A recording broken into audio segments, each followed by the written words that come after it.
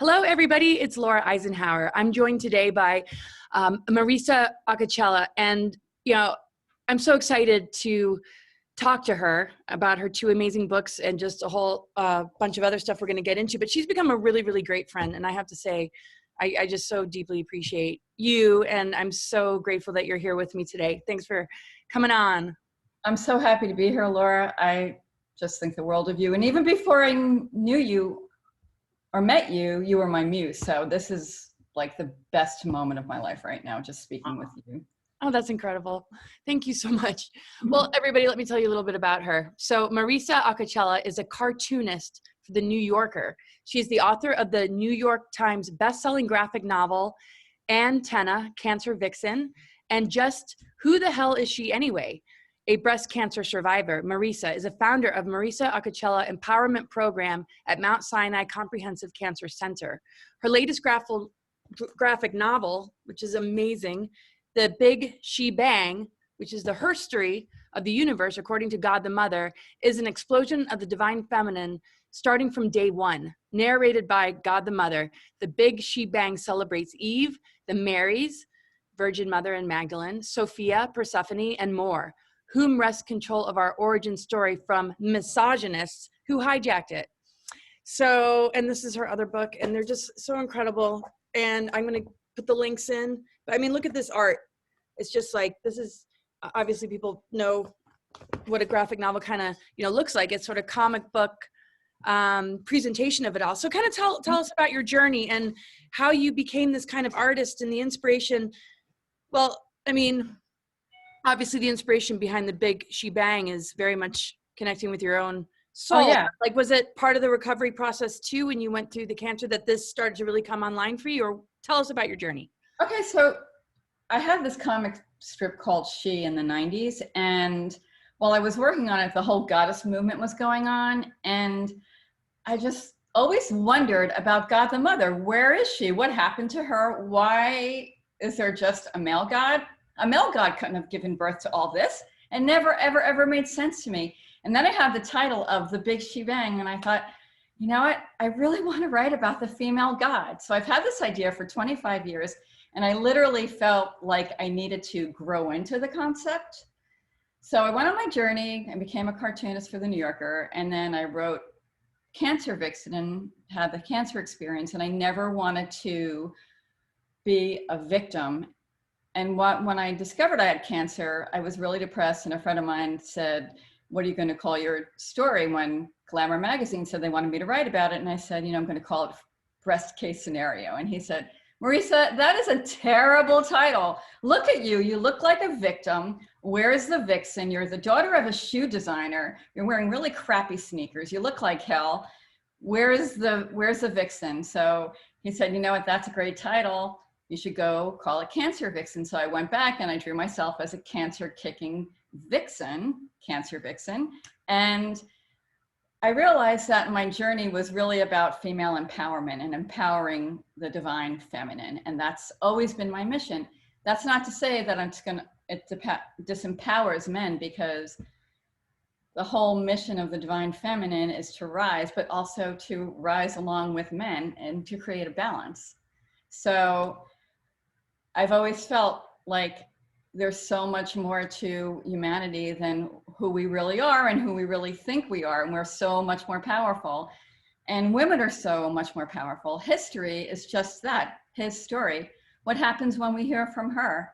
Her story changes history forever. So that's basically the whole story of The Big Shebang, but also the whole story of humanity. Because when humanity hears its true story and its divine origins, and how powerful we really are, that's when we really are going to change things on the planet. And right now we really need to do that, because this is our climactic moment. Are we going to ascend? Or are we going to descend? What's going to happen with the planet? And what happens with the planet happens to humanity. What happens to humanity happens to the planet. It's all about that. It's all about the two timelines. Wouldn't you agree? Oh, absolutely. Really, really well put. Yeah, I mean, in the current global climate is pretty disturbing. And this is a time where we need to reconnect with the mother. And a lot of people don't quite know that that's the huge antidote right now, and the huge part of the awakening. So like, what do you kind of see, and how are you sort of feeling about everything that you're seeing? And do you feel we're on the verge of a big breakthrough? Are you just kind of like trying to stay present and in the now, and just, I mean, like, how are you kind of dealing with these times, I guess is. Well, I feel like it's important to not react in fear, to come from love. That's not to say that you're not going to fight for your freedoms and who you really are and humanity and your friends and your family. But I think it's also about being in alignment with your divinity and also with like-minded people like you, Laura. I mean, I feel like you are the crucial voice of humanity right now. I really do. I feel like what you have to say and who you are, your middle name is Magdalene, you're an Eisenhower. I feel like Ike was the first whistleblower. He was the one who alerted us to what is really going on. And he sounded the alarm clock, and humanity basically has hit snooze up until now. Now we're into the Great Awakening, but will we really truly wake up? And who will wake up?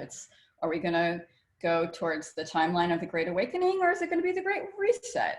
That is what's really happening right now. But I think in terms of the divine feminine, I look at the origin story of, let's say, Eve, right? So Eve basically was the divine spark.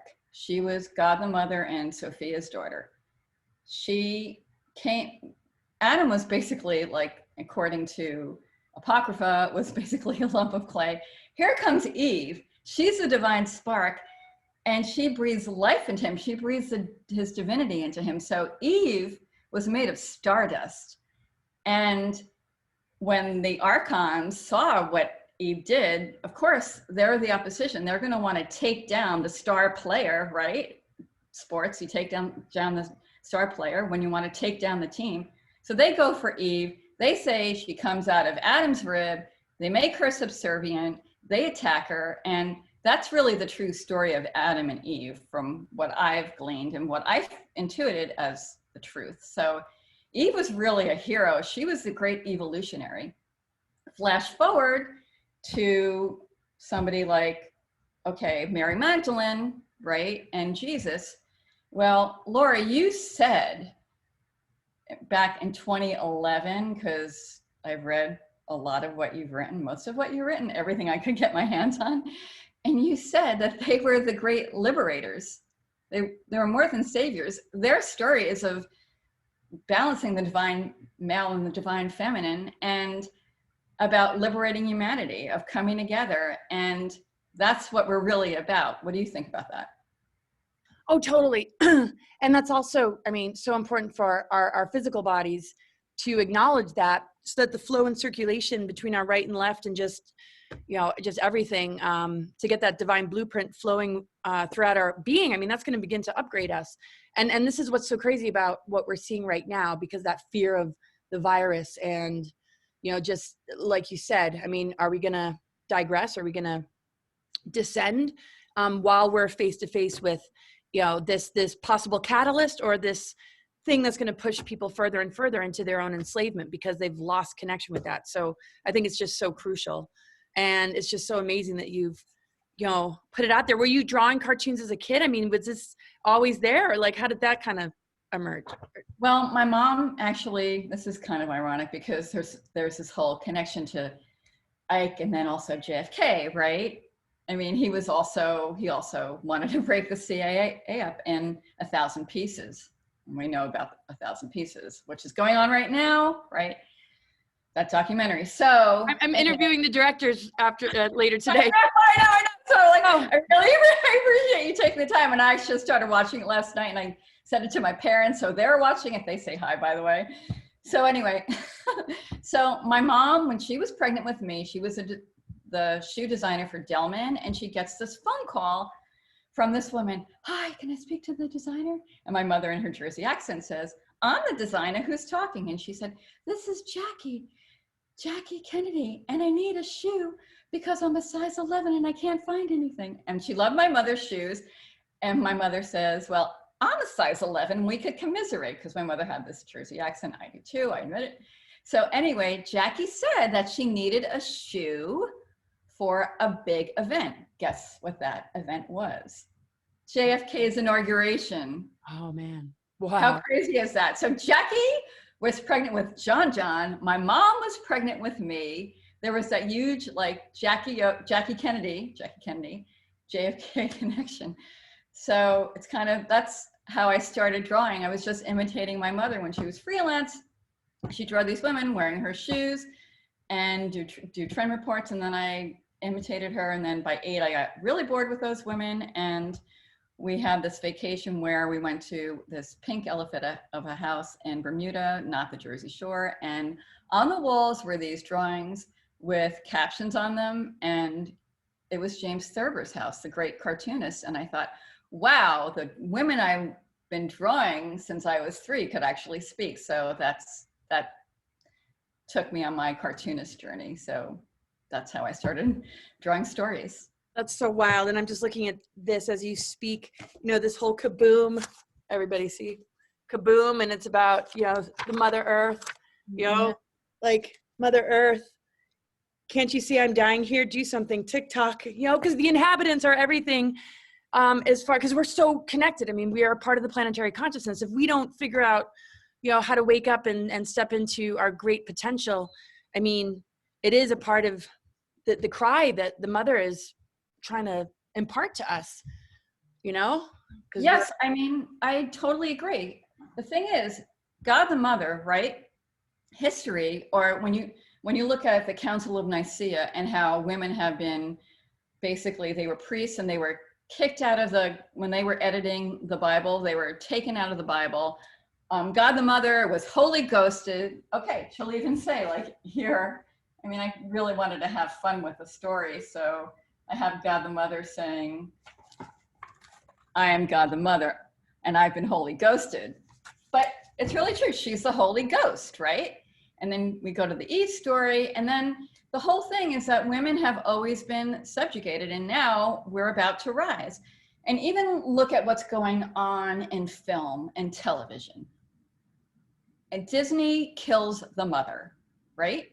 What happens when you kill the mother? The children are vulnerable, right? And you look, that's exactly what happens. Yeah. Even like Asherah and Yahweh, there was this goddess in biblical times, Asherah and Yahweh. And Asherah, basically, Yahweh was really jealous and he tore down her temples. Here's Asherah, she's a tree, she's an incarnation of Eve, right? So the Asherah temples were destroyed, her worshipers killed.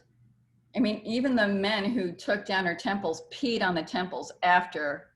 I mean, they destroyed them, so that wasn't even enough, but the balance of the male and the female was squelched even then. So it's really important if humanity wants to rise and have balance and embrace their divinity, that's what we need to do, is get together, because you know what, we outnumber the 1%. Oh, for sure, totally. And then when you think about the true story of humanity and how it's been held back from us in the Vatican Library, well, it's been held back because they don't want, whoever the powers that be are, the military industrial complex that Ike warned us about 60 years ago, right? They do not want us to know what our true power is, what our true divinity is. And that's why our real story has been held back. That's why the divine feminine has been held back, because they don't want us to recognize who we are, because once we do, and once we take control of the planet, they're out and we're in. So that's what this big battle is about. It's about the Mother Earth, about Sophia rising, about us joining Sophia because she is celestial and terrestrial, just like we are. Totally. And it's like these imposter energies and archetypes, you know, create that patriarchal agenda. And so the Christ Sophia, and it's like the Illuminati versus like the goddess, right? With the number 13, they're trying to hijack it with the 13 families. And then the sacred number 13 is really connected to the mother arc energy and the 13th gate and the 13th sign, which we're in right now. That's why I'm so glad to be doing this interview with you while we move through Ophiuchus, the 13th sign, which is November 30th. to December 17th, and it's just the presence of the 13th sign, but it's, yeah, I mean, that we could, get into that, but I mean, it's the mother energy, right? So here we are talking about the mother energy, and it just brings in the element of the ether, and it is creating the corrections that you're talking about, so if people can stay in alignment with that and not get sucked into, the falsity of the news. And I mean, like in the here and now, we still see this agenda very, very strongly, and it's coming to a head.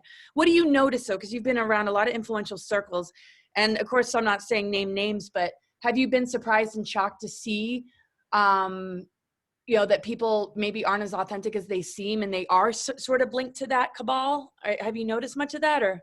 Well, I feel like there's two different things going on. There is people who are aware of the Great Awakening, right? Who know of the Great Reset, who are very concerned and actively trying to stop it. And then there are people who are don't really acknowledge or are not really aware of what's going on.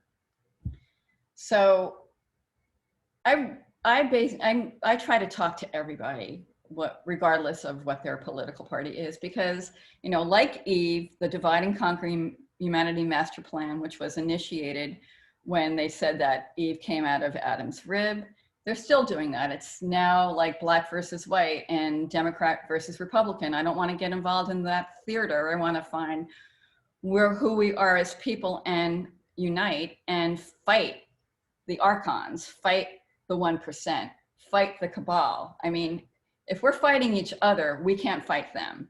Exactly. So, and it's not limited to a party. It's on both sides. I know, and I know that's where we both come from. We're coming from our divinity and from love. It's hard to hold that for me sometimes. I mean, I'm only human, but I do try to talk to everybody. I do find the big thing is the vaccines, right? Because that's the whole AI agenda. And I have been trying to talk to my friends about this. I mean, a lot of people are very interested in going to Canada and getting vaccinated. And I just say, have you questioned what's in the vaccine? Have you done any research? Because there are people who have immune systems that are compromised. And what about your children? And I actually start the conversation I did have a vaccine injury when I was I think it was like 8 years ago. I had 2 vaccines and wound up in the hospital with 105 fever, and I never would have made it there had my brother not banged on the door and grabbed me, because I was out of it and delusional. I don't know what would have happened if I didn't go to the hospital. So, I mean, I think I'm going to actually write about that, because I think that's a really important story. I mean, you could have a vaccine injury now. It could kill you. It could ruin your immune system. And we know what Moderna really means. It means modify your RNA, and you will never recover from that. That's what RFK Jr. is saying. I think he's another person that people really should be listening to. What do you think about that? Oh, completely and totally. Yeah. And when I look at some of the Twitters from the T-Man, and he mentions those vaccines, I mean, that's the one thing that has stood out the most as being okay, but I have also heard him say it won't be mandatory. And there is a particular thing connected to more to the therapeutics. And he has mentioned some of those things before. So, I mean, it's a wait and see kind of thing, but anything mandatory would be insane. And I know you're in an area right now where they're locking down small businesses. I mean, what is that like, being in the general atmosphere of people losing, their businesses after years and years of being creative and manifesting, a way to support their livelihood and community? I mean, I can't understand how this is possibly happening. I mean, if you said to the population, we're going to shut down your business, we're going to make you wear a mask, we're going to tell you can't leave your house, you're never going to be able to exercise, or you're not going to be able to exercise or go to a gym. Wouldn't you think that would sound insane like a year ago, but now we're being told that's exactly what we should be doing? I really feel for the people who are losing their businesses. I mean, to be honest, it's hard for everybody who isn't an oligarch, right? Because didn't they increase their wealth? Who I'm talking about, right? By billions I mean, it's ridiculous. It's the hoarding. They're just hoarding. Yeah. They're hoarding. So I feel it's kind of scary to me to be in this environment because I do see a lot of fear, and there's not a lot of pushback to what is really going on. I mean, people are afraid they're going to lose their lives if they go outside. But isn't the vaccine, isn't there a 99.9% survival rate? Right. And then the vaccine is not even considered to be as effective as the survival rate of the very thing it's trying to, but Right. then we know, like you said, the mRNA thing is incredibly dangerous. And yes, of course, Robert Kennedy Jr., Mm-hmm. one of the few leaders out there that are really like pushing that point home. But yeah, so it must be really difficult to be around that energy right now. Well, the thing about AI, right, is the whole concept of, okay, the Yaldabaoth and the Archons and the 1%, we have what they want, and that is we have the heart, we have the soul. They will never have that. They're just electronic, whatever beings, right? Whatever freaks of sociopaths they are, of not nature, right? We've got the heart. We're connected to the core energy of Mother Earth, right? So what they want to do is take out our heart. And that's what AI is about. That's about making us into machines, putting us on remote, putting metals in our brain. So we won't think for ourselves. We will not have the heart and soul, and we will lose our connection to each other. We'll lose our connection to Mother Earth, and it'll be easier for them to take control and depopulate the planet at the same time. So it's like that vaccine and whatever their agenda is that plays into all that, it's a win-win for them, unless we stand together, stop the Democrat versus Republican thing, and band together and realize that we are the ones that we've been waiting for, to quote you.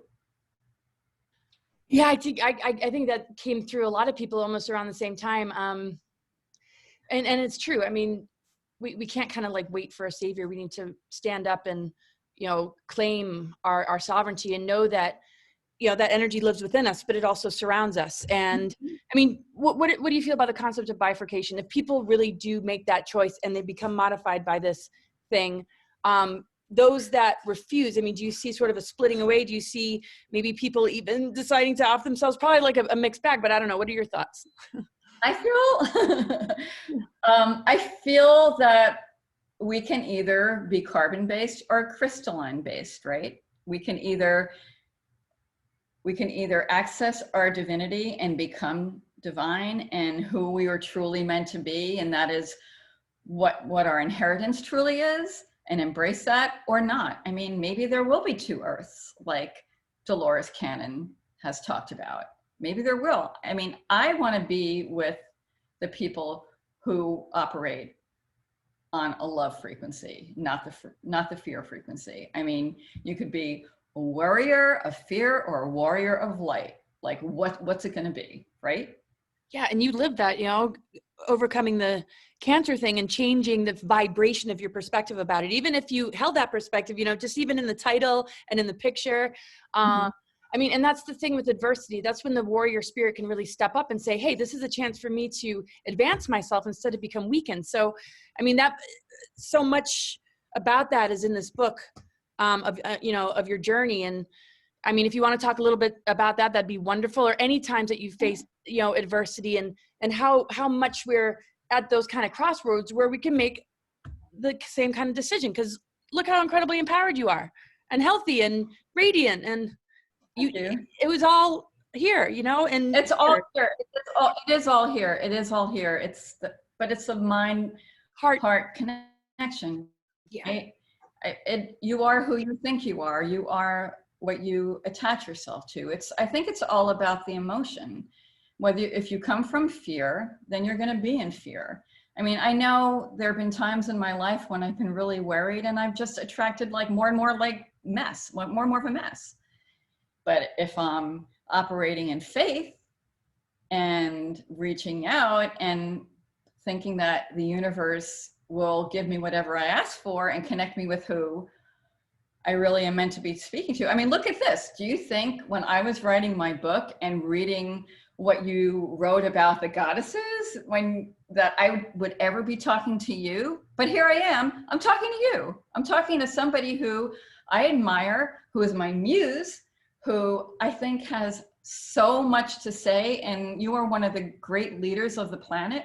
And if you told me I'd be talking to you when I was writing this book, I would say, oh my gosh, really, Marisa? You're like, are you crazy? But here I am. Here I am. I think we are actually electromagnets, and we magnetize what we're like attracts like. And I think that's what happens. Don't you agree? Oh, absolutely. Yeah. The synchronicities and just the whole concept of miracles and magic. I mean, it's not magic as in anything connected to ritual. It has to just do with the mind being free from the controls and able to really flow with these greater universal energies that bring the soul family together. Right. And that's, I think I totally agree. I did this part.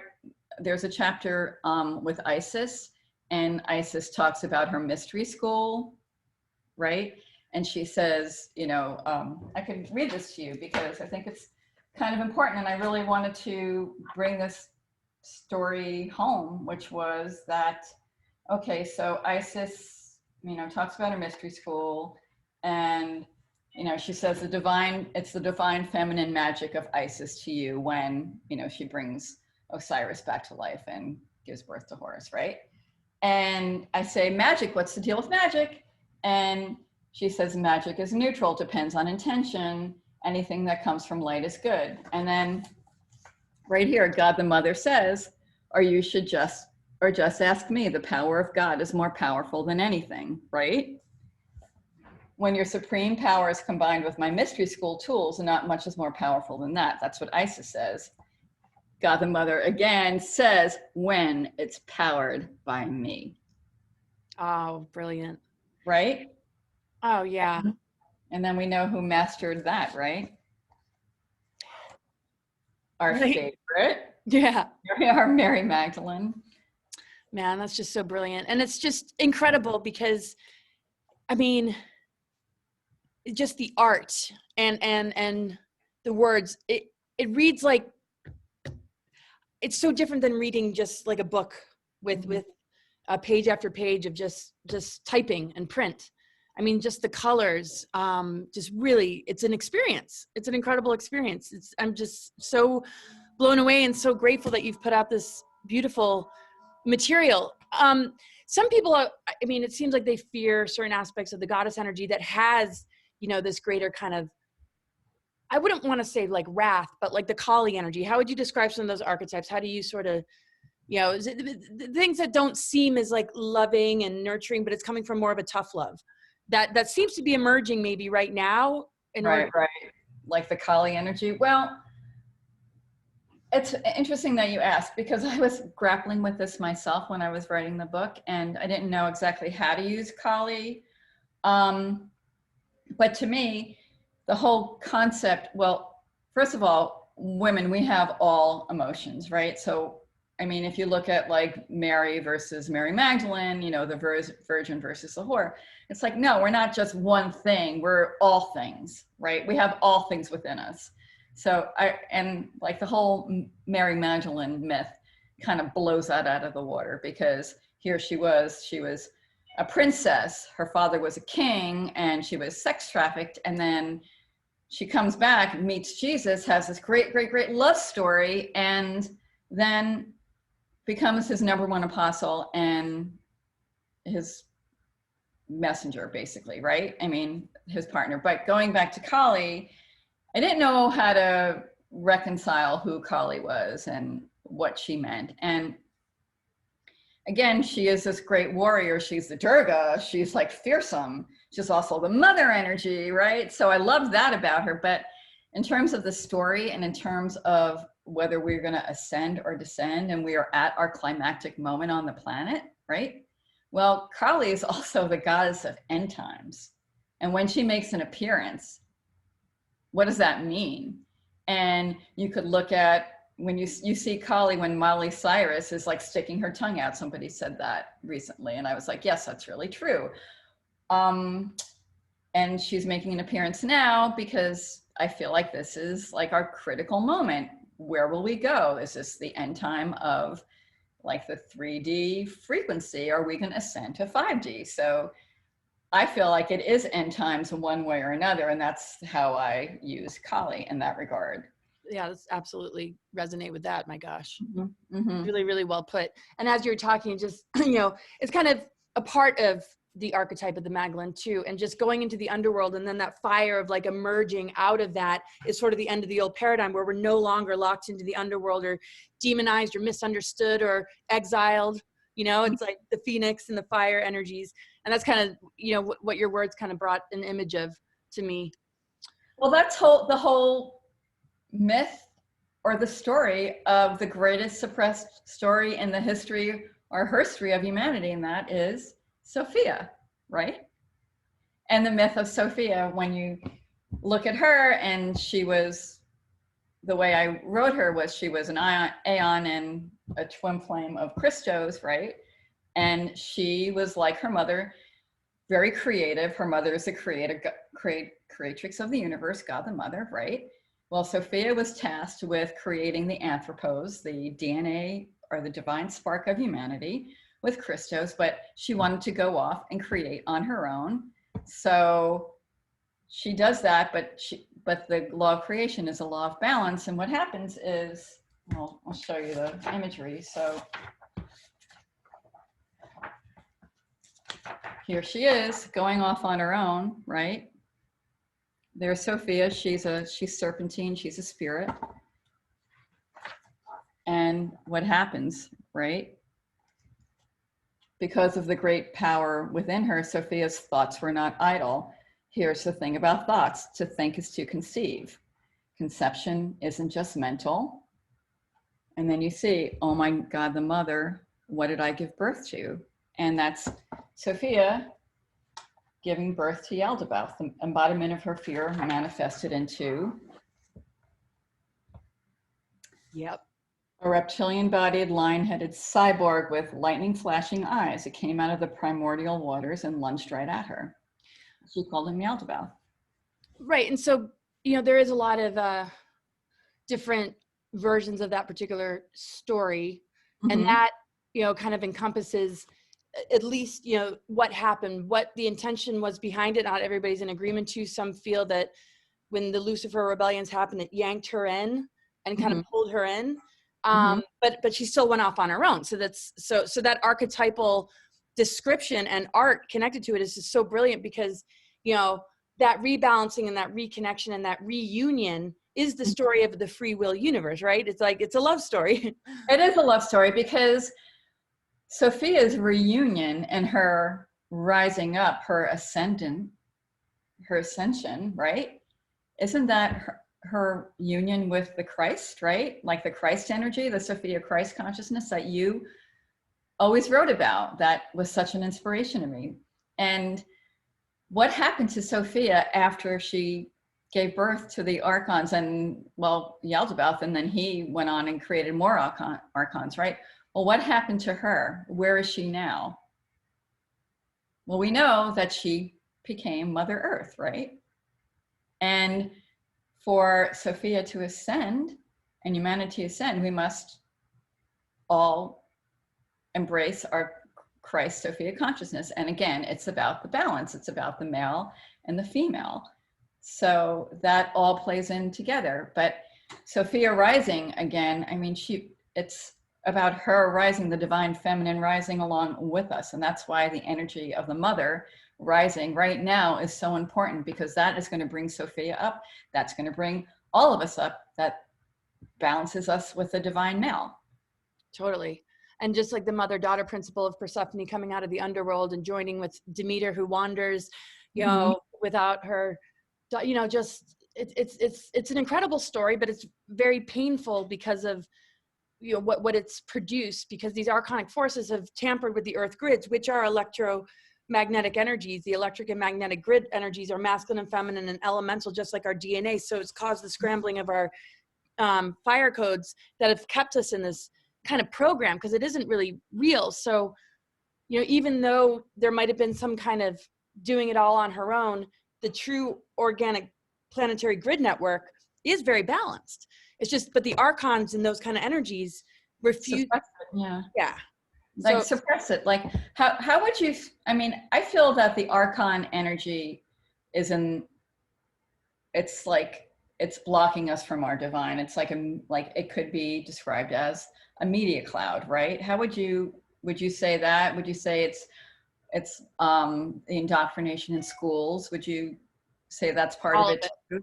Right? Saturn moon matrix, the demiurge kind of ionosphere, it's a very thick veil separating us from true source.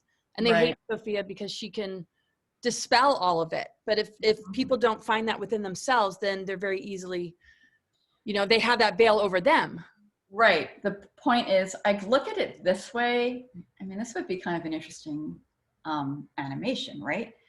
It's like the way to pierce the veil is our antenna, are like piercing a gigantic cloud, breaking through and going right to the Godhead, connecting to the Godhead. And that's how we access our divinity. That's how we pierce the veil, because the matrix is the veil. And once we break through it, we're connected, right? Totally. 0 point unified field.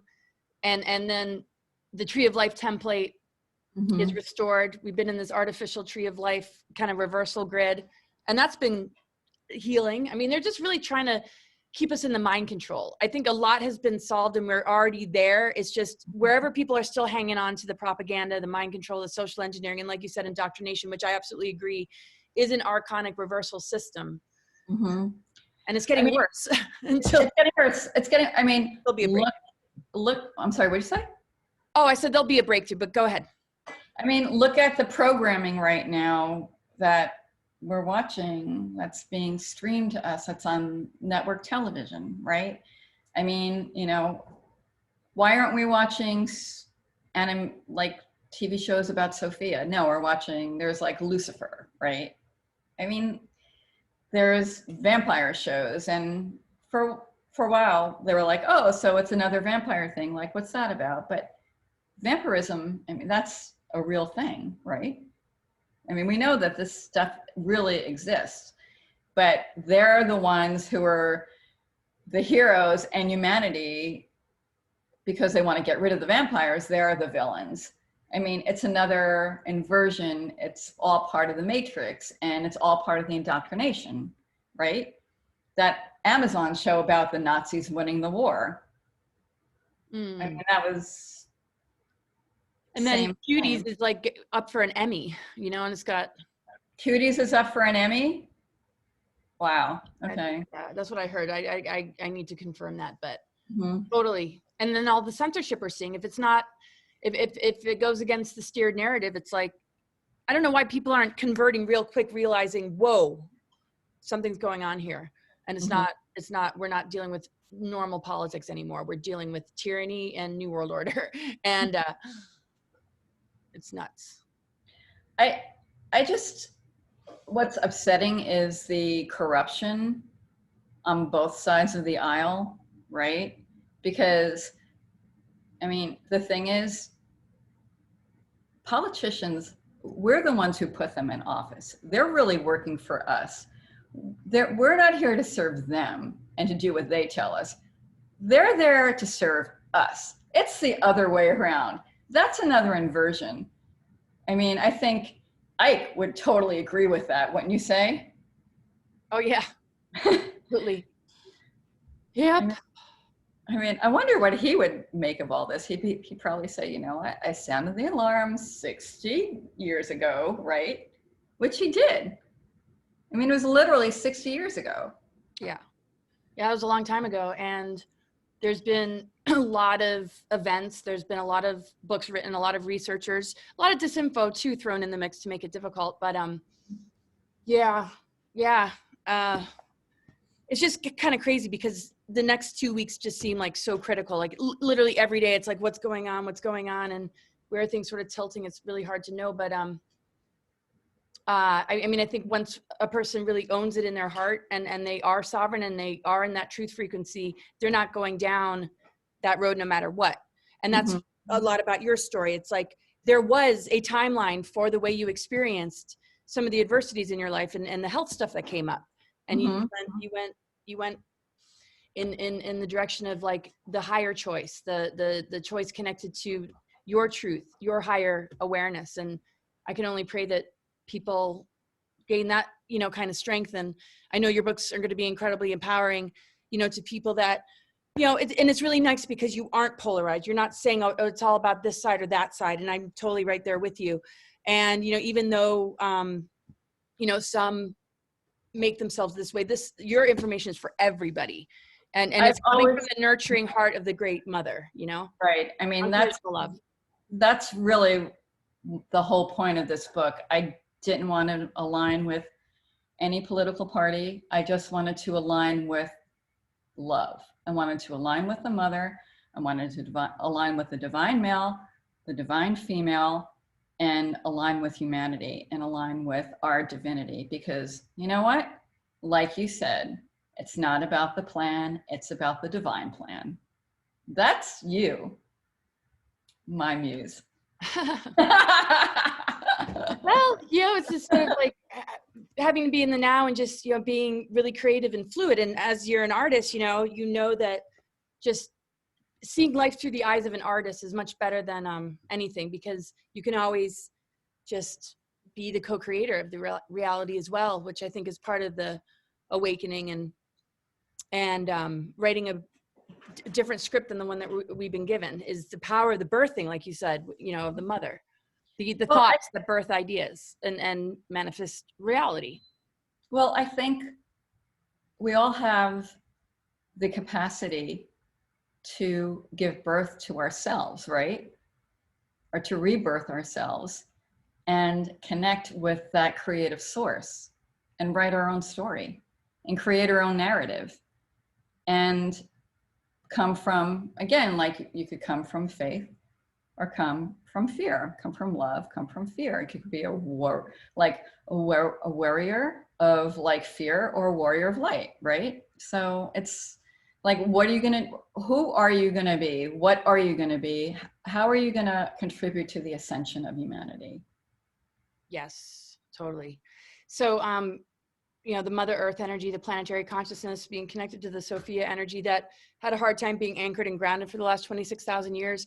I mean, how do you feel you can reconcile with that archonic sort of birthing and that wandering off? I mean, because you put a really positive spin on it last time we talked, and can you kind of take us there where that's just maybe a part of this particular type of experience that we're inevitably going to have because of free will? Or like, what are your thoughts about, you know, because the archons are no joke and the AI stuff is no joke, and that whole process that brought that forth. I mean, how can one kind of reconcile that and not feel somewhat responsible for some of the stuff we're seeing that's not so great?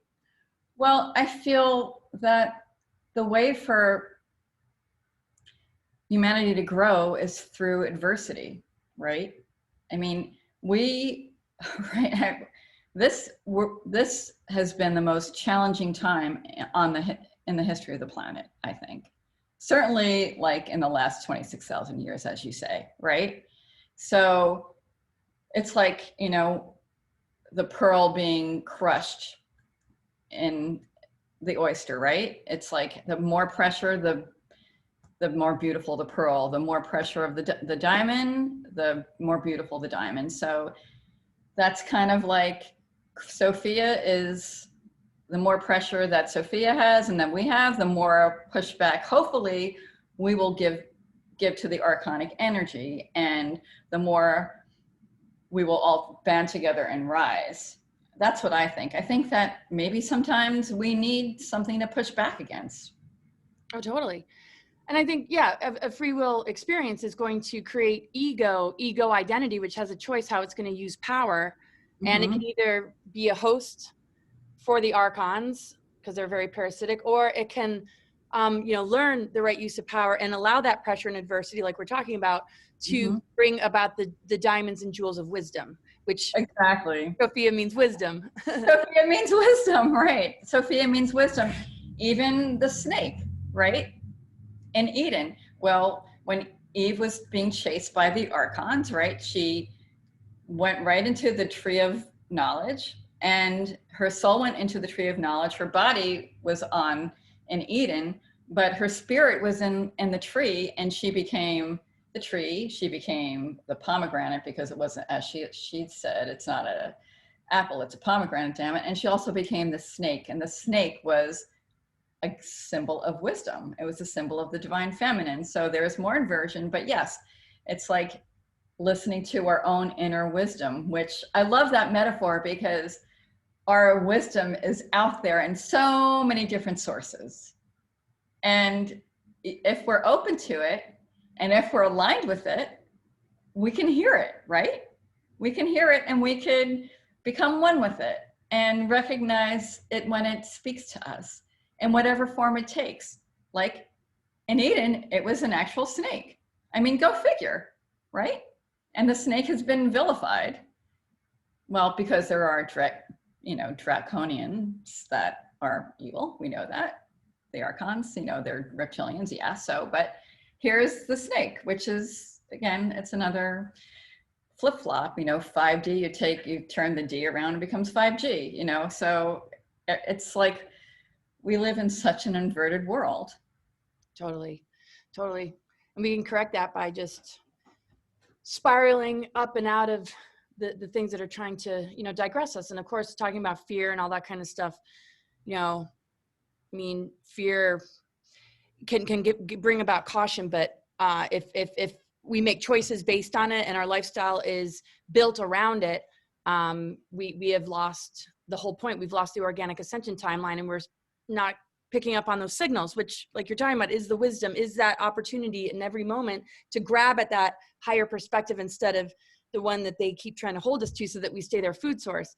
And that snake energy is very much like the Kundalini in a lot of ways, of just, and when it's halted, or it's the AI version of the snake energy. And it's so interesting you say that, because again, I think the whole story of Jesus and Mary Magdalene is so crucial. And you talk about this quite a bit yourself, right? You've written papers about this, and their whole energy and their whole balance, their Kundalini energy. And it's been, again, inverted by the archons. I mean, their love story and the balance of the Kundalini energy and that big explosion of love, that love heals the planet. I mean, those of us who are lucky enough to experience it the way they did. I mean, all right, can I just show you that image? of course. Because that's like the goal. But if you're single and living in the East Coast, it's kind of hard to find a man like Jesus. But I mean, this is like one of the great ways to heal the planet. Oh, look at that. Oh my goodness. I mean, this book is like unbelievable.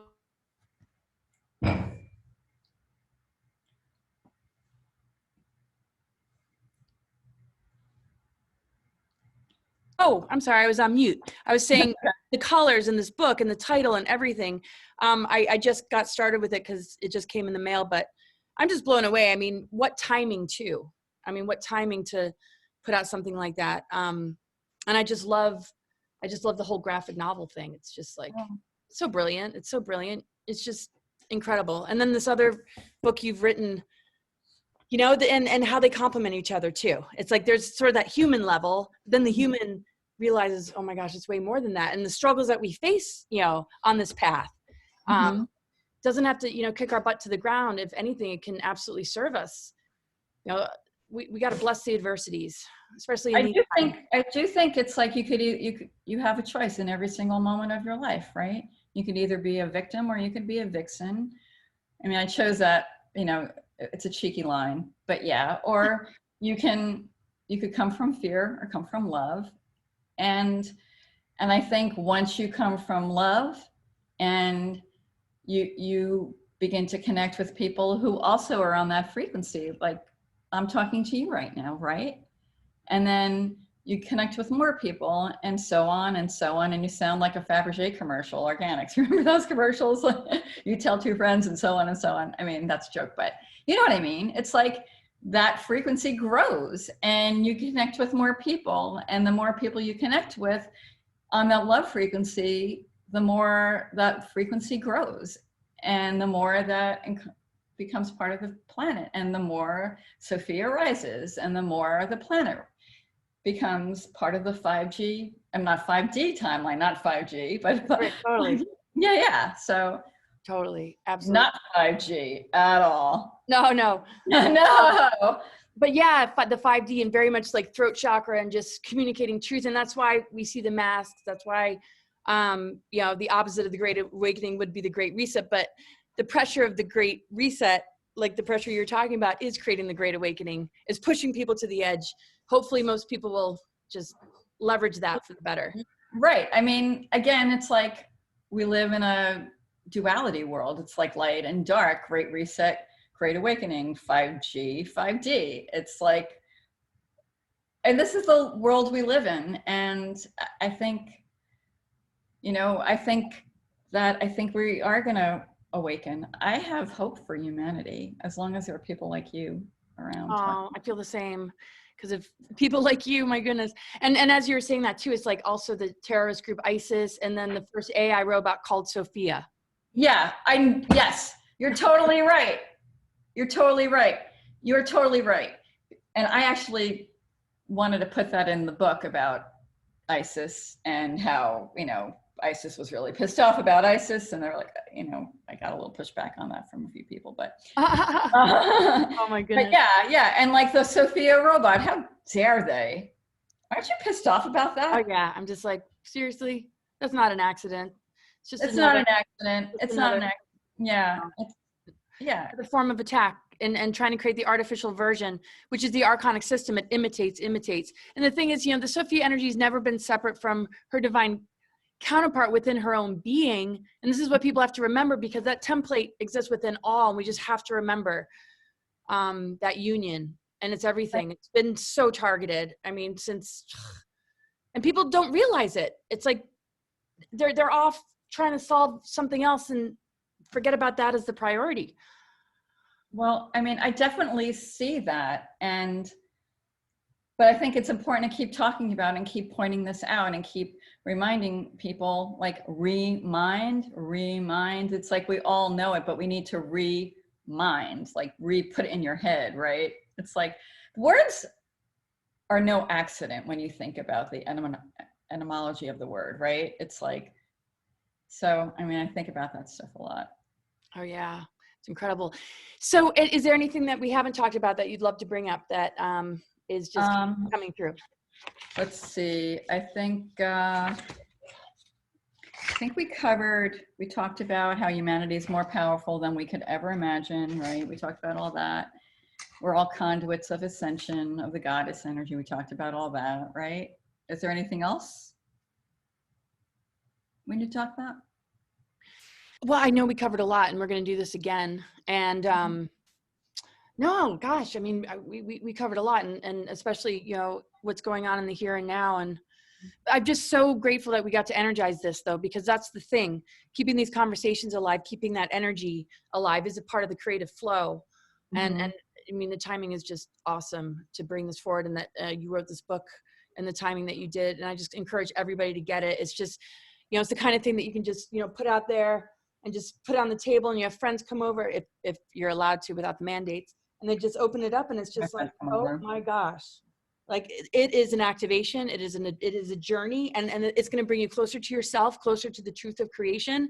And it's done in a fun, colorful way. I mean, it's freaking brilliant. I love it. And I love you. And I just really appreciate you being here. And we'll definitely do more of this. And I'll put the links for your book, but any kind of website names or anything you just want to plug or anything at all before we close? Sure. Let's see. You have all my links. Marisa Acocella on Instagram and Twitter and Facebook. Follow me, and I'd love to talk to all of you. And let's all evolve together and be the divine humanity, the divine humans that we were meant to be. And I thank you, Laura, for everything and just putting the truth out there, and for your light and wisdom and your embodiment of the Sophia energy and being a warrior of truth and light. Thank you so much, Marisa. Okay, take care, everybody. Bye-bye.